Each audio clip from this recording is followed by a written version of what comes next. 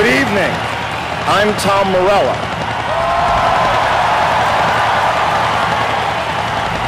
They are four of the most recognizable faces on the planet and one of the most iconic and badass bands of all time. Growing up, Kiss was my favorite band, and it was not always easy being a Kiss fan. Just as Kiss were relentlessly persecuted by critics, their fans were relentlessly persecuted by the self-appointed arbiters of taste in middle schools and high schools across America. Arguments and even fistfights were not uncommon. I recall as a 15-year-old telling one bully, "You can kiss my Kiss-loving ass," because Kiss was never a critics band, Kiss was a people's band. And while there is often debate about who should and shouldn't be in the Rock and Roll Hall of Fame, I think the criteria are actually quite simple. Impact, influence, and awesomeness. And Kiss have all three in spades. Impact.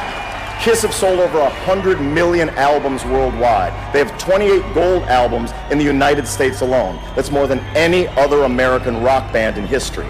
Their theatrics were indisputably groundbreaking, but it was Kiss's music that had an impact on me. They practically invented the live album with Kiss Alive. Then came Destroyer, Rock and Roll Over, Love Gun, Alive 2, Dynasty, all exploding with killer riffs, anthemic choruses,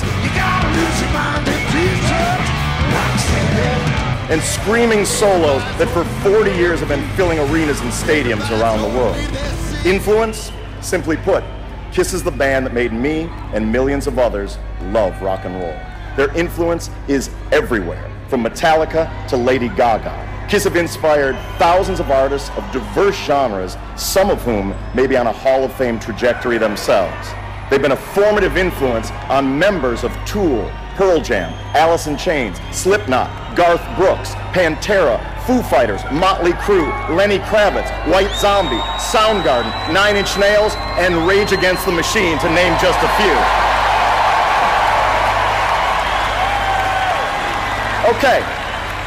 Okay, impact, check. Influence, check. And the final criteria? Awesomeness. There's a simple test for that. What if you had never seen or heard Kiss before? What if you had never heard a note of their music, never viewed a YouTube clip, never seen a reality show featuring any of the members? And what if you wandered into a divey club in your hometown and saw Kiss in all their glory thrashing the place to the ground? One guy belching fire and spraying blood past his gargantuan tongue, a drum riser bursting through the roof, a guitar player so incredible his axe billowed smoke and shot rockets, a frontman flying back and forth across the joint like a superhero Tarzan, all of them in frightening horror movie, comic book superstar, sexifying kabuki makeup, all of them in black and silver warrior bondage gear and 7-inch platform heels, the place blowing up with explosions, screeching with sirens, raining confetti, all to the pounding soundtrack of bare-knuckle, badass, heavy-duty, liberating rock and roll. What would you say if you saw that? You'd say, that band's fucking awesome. That's what you'd say. And so, without further ado, you wanted the best and you got the best. The hottest band in the world, Kiss.